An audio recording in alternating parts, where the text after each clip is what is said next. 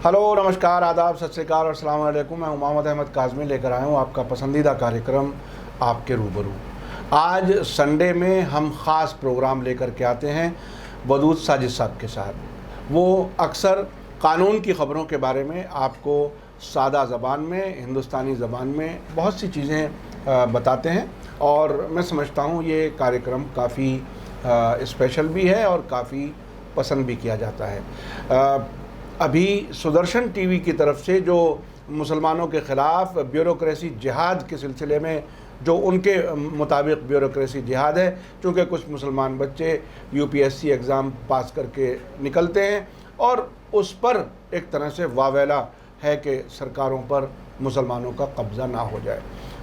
वो television channel उसके पत्रकार हैं सुरेश चौहान के, उन्होंने बहुत ही नफ़रत अंगेज़ किस्म का प्रोग्राम तैयार किया और अब तक जब आप हमें देख रहे हैं तो 4 एपिसोड चल चुके।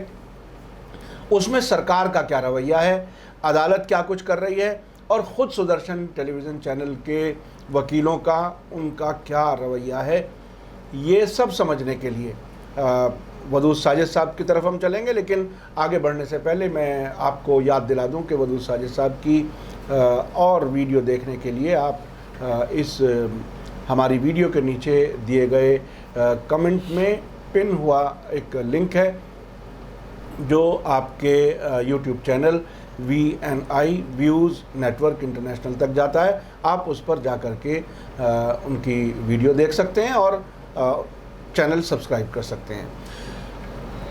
वदूद साजिद साहब, आप बताइए कि ये बिल्कुल आँख मिचौली जैसा लग रहा है। तकरीबन 2-3 हफ्ते हो गए, नफ़रत भरपूर है, ये अदालतें कह रही हैं, समझ रही हैं। सरकार का रुख बहुत ही गैर मामूली अजीब है, चूँकि अब से पहले भी नफ़रत फैलाने वालों को एक तरह से शेल्टर किया गया है रूलिंग पार्टी और हुकूमत की तरफ से। वो भी अदालत में कुछ जाल पेच डालने की कोशिश कर रही है। आखिर क्या कुछ है ये पूरा मामला? मेरे ख्याल में दर्शकों को अगर थोड़ा सा इसका बैकग्राउंड जो सिलसिलेवार है जी। वो बता दें, बहुत ही मुख्तसर सा, तो शायद फ़ायदेमंद रहेगा।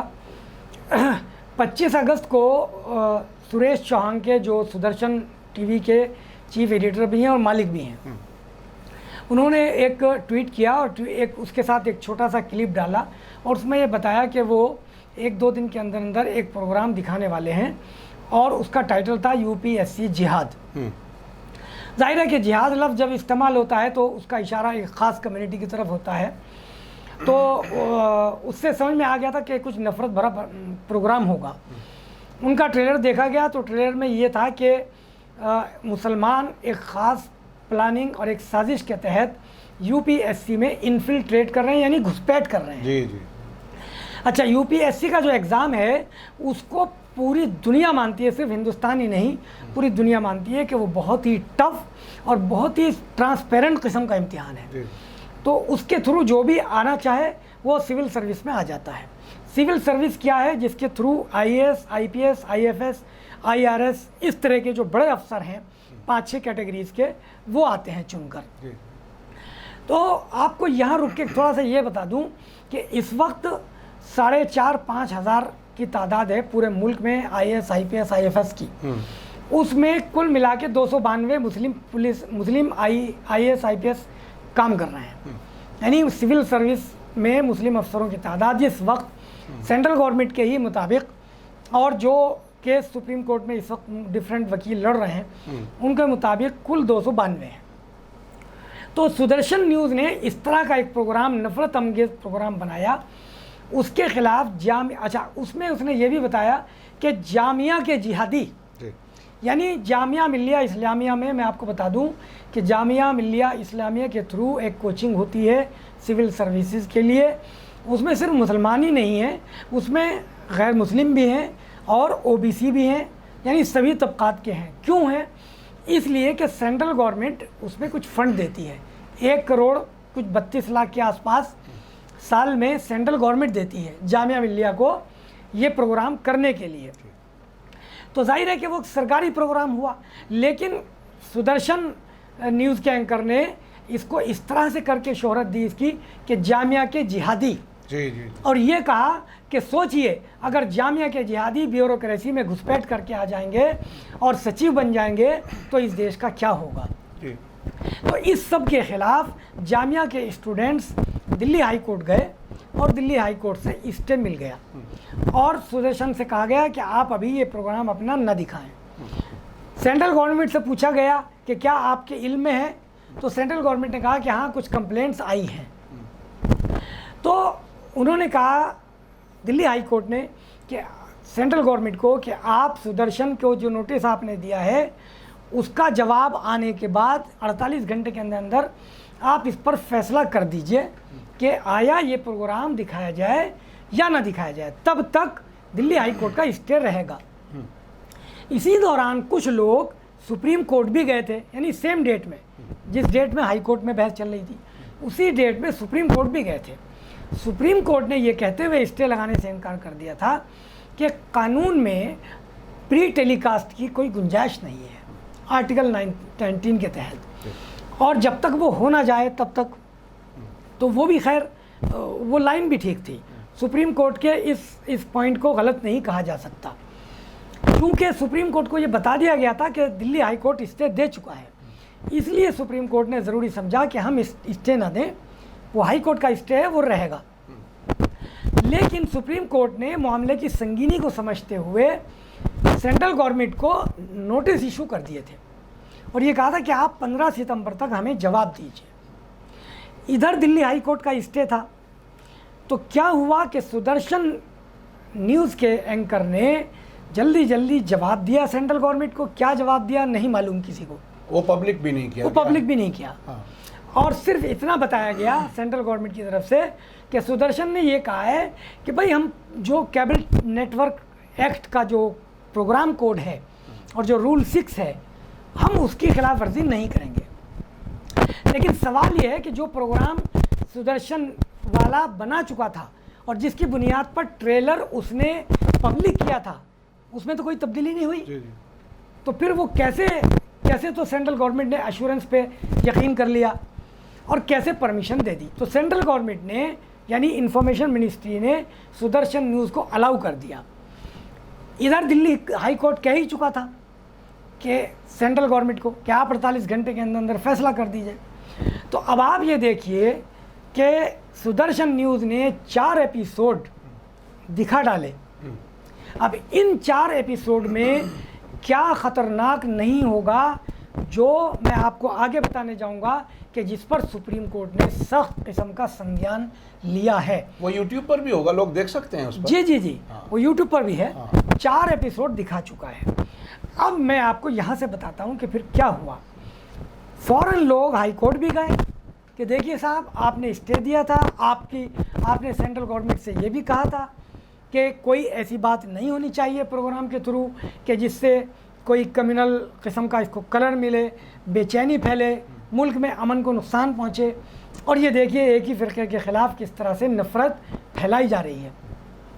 तो दिल्ली हाई कोर्ट ने भी सेंट्रल गवर्नमेंट को नोटिस इशू कर दिया है कि आपने आखिर किस बुनियाद पे इसको अलाउ किया। ये एक पहलू है। अब दूसरा पहलू मैं आपको बताता हूँ। वो जो सुप्रीम कोर्ट ने स्टे करने से तो रिफ्यूज़ कर दिया था 28 अगस्त को, लेकिन सेंट्रल गवर्नमेंट को नोटिस इशू कर दिया कि आपके इल्म में है तो ये सब क्या हो रहा है, आप इस पर क्या एक्शन लेते हैं जब इस तरह के प्रोग्राम आते हैं। तो सेंट्रल गवर्नमेंट को 15 सितंबर से पहले तक सुप्रीम कोर्ट को बताना था, सारी पार्टियों को।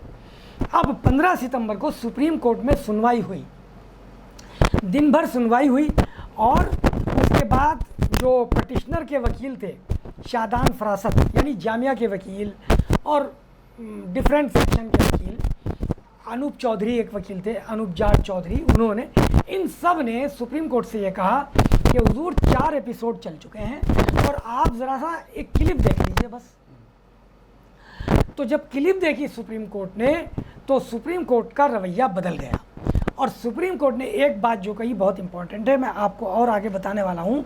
जो पहली बात है वो मैं बता देता हूँ कि सुप्रीम कोर्ट ने ये कहा कि हमने जो 28 अगस्त को स्टे नहीं लगाया था, अब सूरत हाल बदल गई है। सर्कमस्टांसेस हैव चेंज्ड, लिहाजा अब इस पर स्टे लगाना ज़रूरी हो गया है। और बहस के आखिर में 15 सितंबर को सुप्रीम कोर्ट ने जो कुछ कहते हुए स्टे लगाया वो मैं भी आपको बताऊंगा, लेकिन स्टे लगा दिया और सेंट्रल गवर्नमेंट से ये कहा कि अब हम अगली सुनवाई 17 सितंबर को करेंगे, आप हमें आकर बताइए कि हाउ यू रेगुलेट इट, आप इसको किस तरह से मैनेज करते हो, कैसे कंट्रोल करते हो इन नफरत भरे प्रोग्रामों को। यहाँ तक आपको समझ जाना चाहिए। मैं आपको एक दूसरी चीज़ बताता हूँ।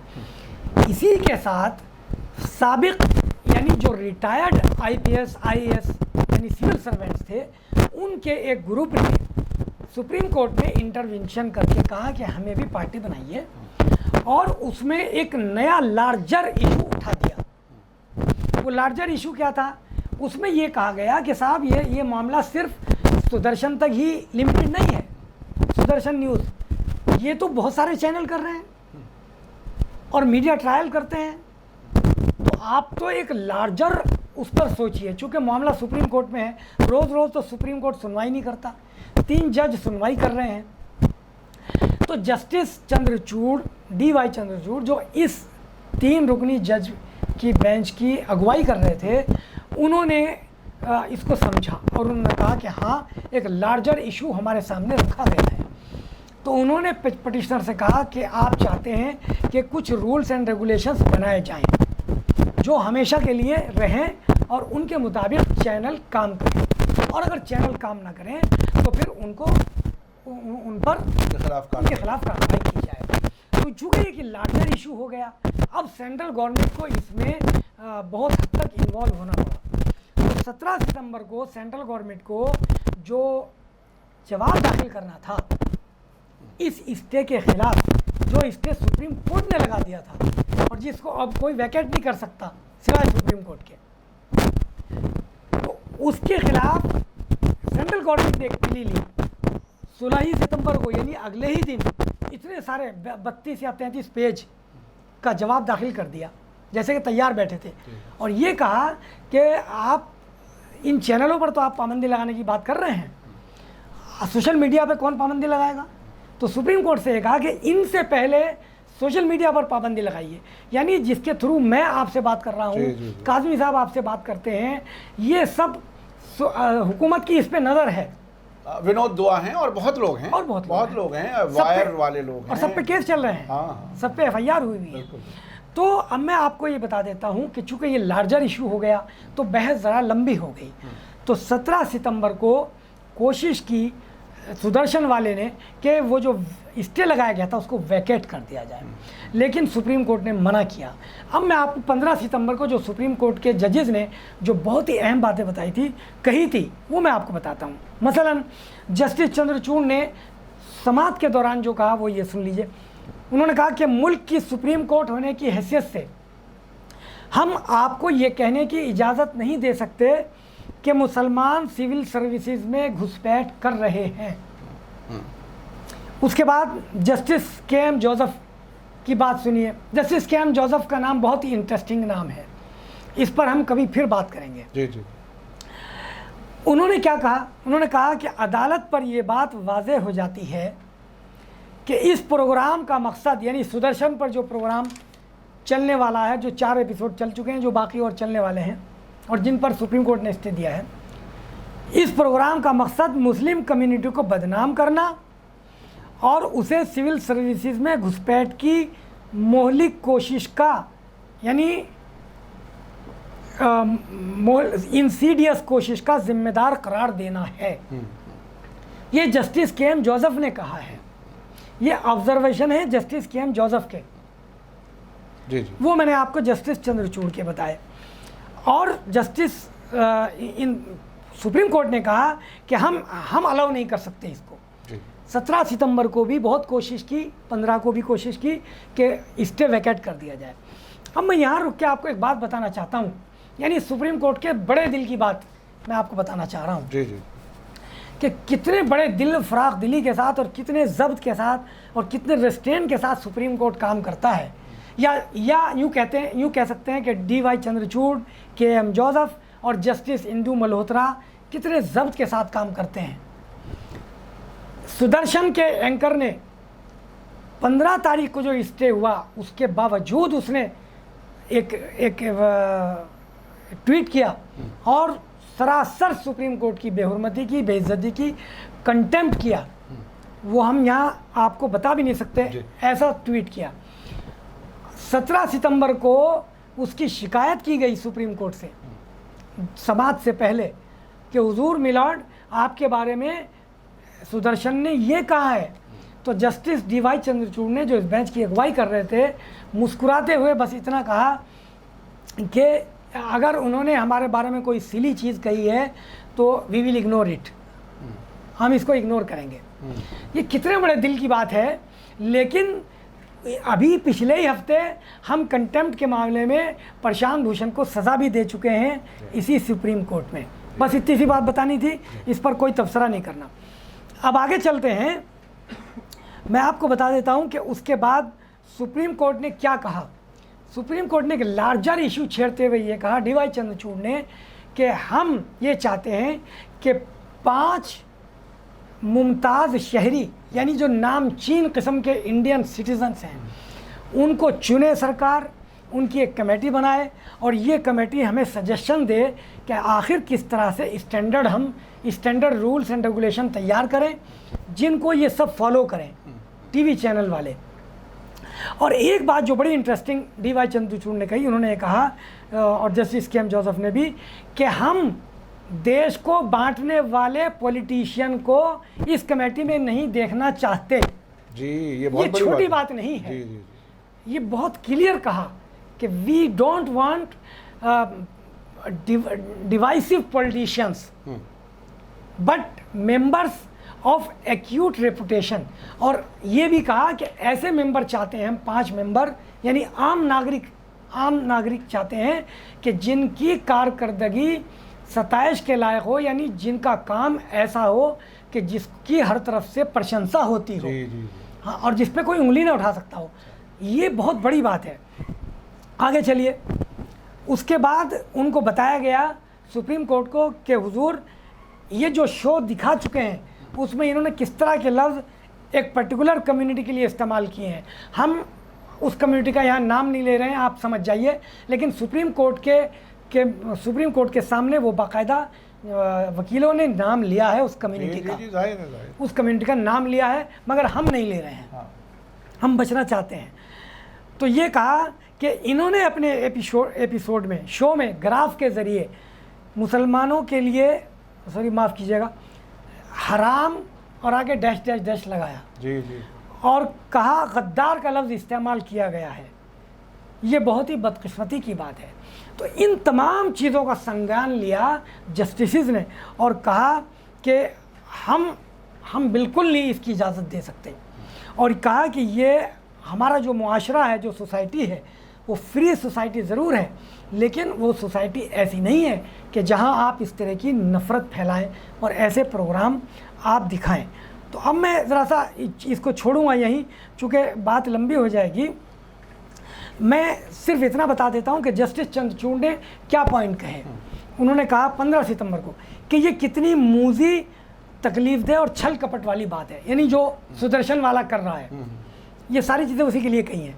नंबर 2, ऐसे अहमकाना इल्ज़ामात खुद UPSC इम्तिहानात पर भी सवाल खड़े करते हैं। जी। ये जस्टिस ने कहा है, DY चंद्रचूड़ ने। तीसरी बात कही कि ये इल्ज़ामात बग़ैर किसी हकीकी बुनियाद के हैं, बग़ैर किसी रियल ग्राउंड के हैं। जी। चौथी बात कही कि इसकी इजाज़त कैसे दी जा सकती है। पांचवी बात कही कि क्या एक आज़ाद मुआशरे में ऐसे प्रोग्राम की इजाज़त दी जा सकती है। और छठी और आखिरी बात कही कि क्या मीडिया के लिए ऐसे नाफिजुल अमल यानी वर्केबल, डूएबल मेयारात यानी स्टैंडर्ड नहीं होने चाहिए कि जिससे ख़ुद मीडिया आर्टिकल 19(1)(a) के दावे पर पूरा उतर सके। यानी DY चंद्रचूड़ या सुप्रीम कोर्ट ये कहना चाहती है कि जिस आर्टिकल 19 का सहारा लेकर मीडिया वाले जो चाहे कह देते हैं, ख़ुद उसी आर्टिकल पर वो पूरे नहीं उतर रहे हैं। जी। यानी उस आर्टिकल की भी खिलाफ वर्जी कर रहे हैं।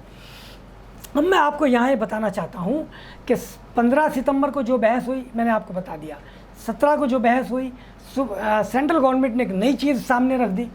लेकिन मुझे ऐसा लगता है कि सुप्रीम कोर्ट समझ रहा है कि मामले को डिरेल करने की कोशिश की जा रही है, तो सुप्रीम कोर्ट ने उसका कोई ज़्यादा संज्ञान नहीं लिया जो सेंट्रल गवर्नमेंट ने कहा। हो सकता है आगे चल के लिया जाए, लेकिन जिस वक्त मैं आपसे गुफ्तगू कर रहा हूँ अभी ये बहस आगे बढ़ेगी। हो सकता है कि मंडे ट्यूसडे में भी इस पर बहस हो, चूँकि अच्छा यहाँ मैं रुक के आपको एक बात बताना चाहता हूँ इससे पहले कि काजमी साहब एक सवाल करें।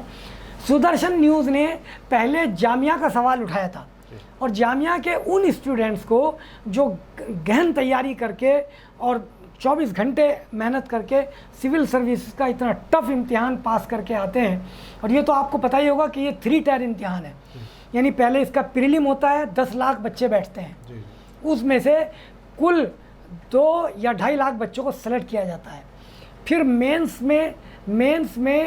मेंस का जो इम्तिहान होता है बहुत टफ होता है, उसे जो क्लियर कर लेता है उसमें से भी 2 या 2.5 या 3 हज़ार बच्चे सेलेक्ट किए जाते हैं। फिर एक फाइनल इंटरव्यू होता है, इंटरव्यू बहुत टफ होता है।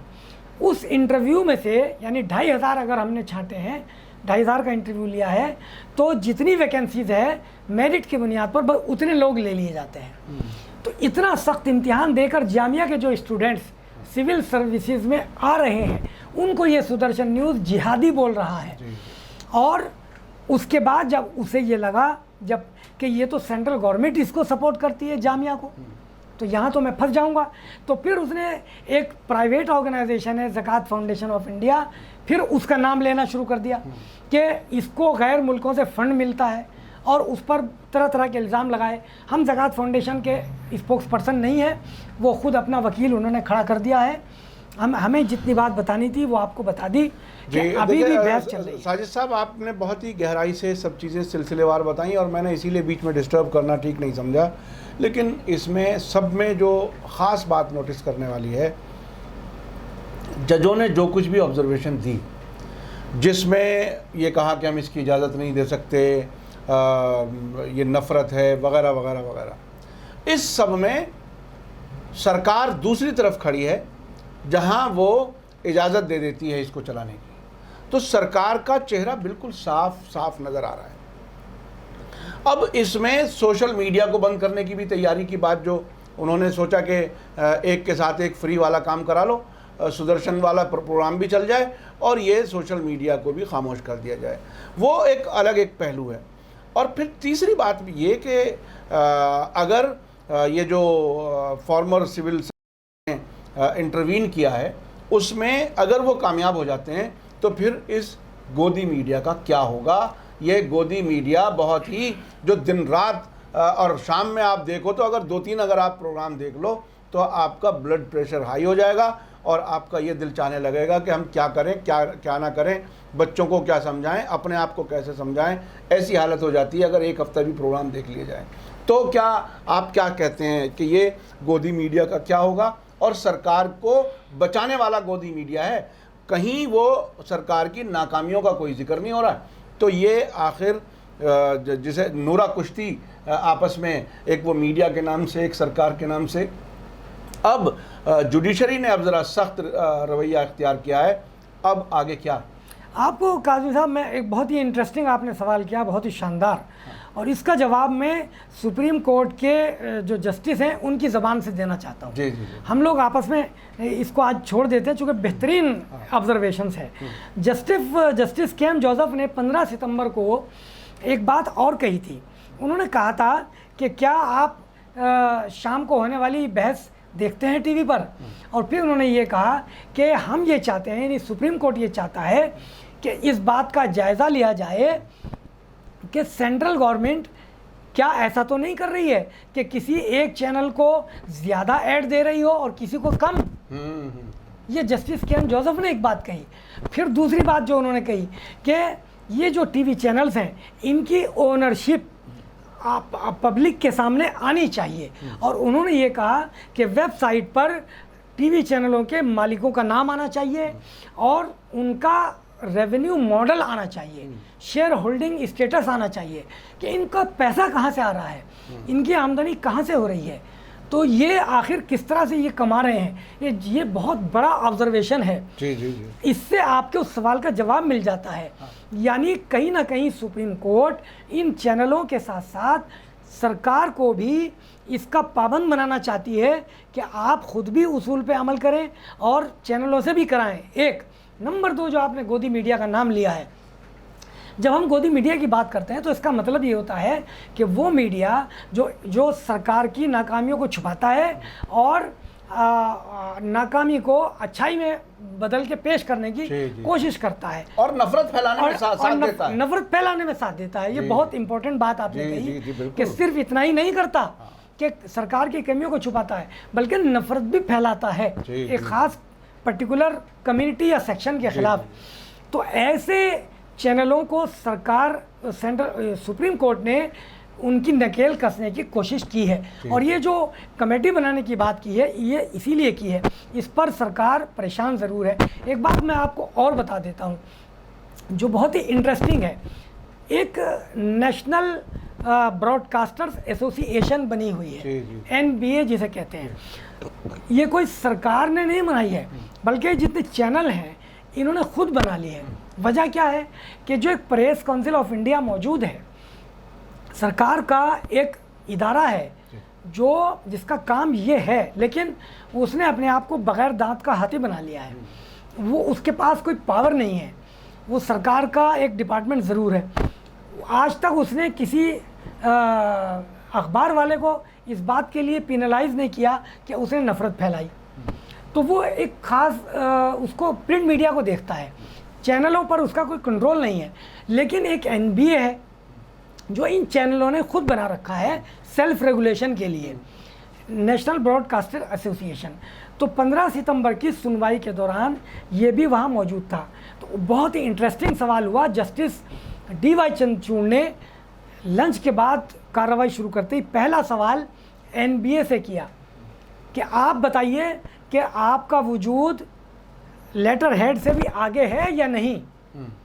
क्या ऐसी सूरत में कि जब एक ख़ास मज़हब और तबके को निशाना बनाया जाता है और पैरेलल ट्रायल चलाया जा रहा होता है मीडिया के ज़रिए और इमेज टार्निश की जा रही होती है, तो आप क्या कर रहे होते हैं उस वक्त? ये तो खुद अदालतों के भी खिलाफ है जी, इंसाफ के खिलाफ है, अदालतों के खिलाफ है। अदालत में ट्रायल हो रहा है जी, वहाँ होने दीजिए, नतीजा आने दीजिए। आप पहले ही किसी को जो चाहते हैं क्या दीजिए। तो NBA से ये सवाल किया सुप्रीम कोर्ट ने और NBA इसको कोई जवाब नहीं दे पाया। सुदर्शन के वकील ने फ़ौरन एक अपनी बात उसमें रख दी कि साहब आप तो प्री टेलीकास्ट पाबंदी लगाइए मत, आप तो हमें चलाने दीजिए। आज तक भी उनका इसी पर जोर है, कोई फैक्चुअल बात बता नहीं रहे हैं, ना ये बता रहे हैं। अच्छा, जस्टिस इंदु मल्होत्रा ने जो 18 सितंबर की सुनवाई हुई, उसमें जस्टिस इंदु मल्होत्रा ने भी एक सवाल उठाया और कहा कि कैसे हम इसकी इजाज़त दे सकते हैं जब आप एक टोपी ओढ़े हुए लोग दिखाते हैं प्रोग्राम में और जब आप ग्रीन टी-शर्ट दिखाते हैं प्रोग्राम में। तो आप देखिए कि अदालत भी इस बात को महसूस कर रही है कि टोपी ओढ़े हुए दिखाए गए हैं लोग, वो किसकी तरफ इशारा है, ग्रीन टी-शर्ट दिखाई गई है किसकी तरफ इशारा है। खुद अदालत भी इस बात को समझ रही है। तो जो आपने जवाब दिया, सवाल किया, सेंट्रल गवर्नमेंट तो पूरी तरह एक्सपोज हो गई है सुप्रीम कोर्ट में, लेकिन ऐसा लगता है कि अब हर चीज़ का जवाब देना पड़ेगा और मुल्क भी इस वक्त जाग गया है।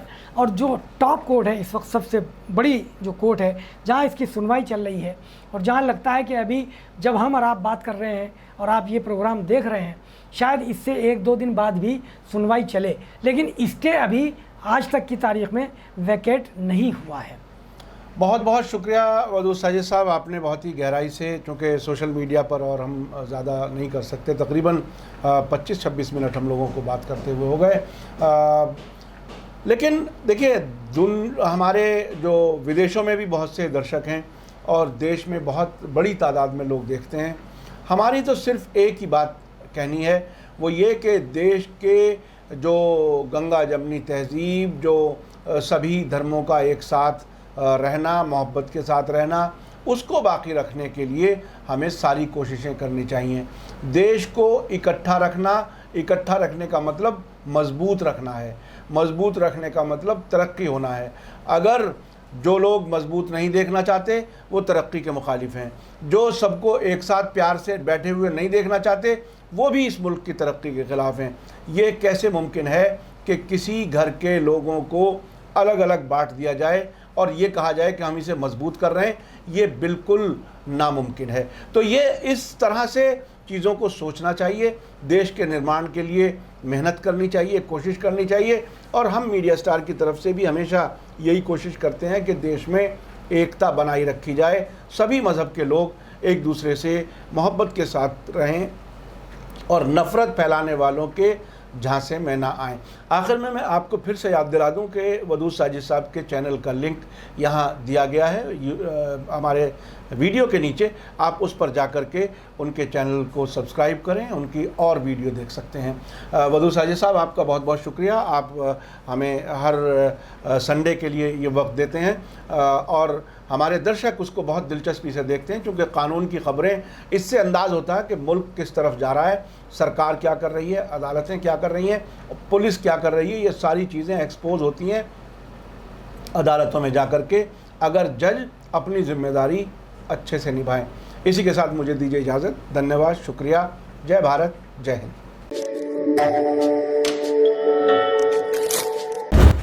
मीडिया स्टार वर्ल्ड के और वीडियो देखने के लिए हमारे चैनल को सब्सक्राइब करें और सीधे नोटिफिकेशन पाने के लिए बेल आइकन दबाएं।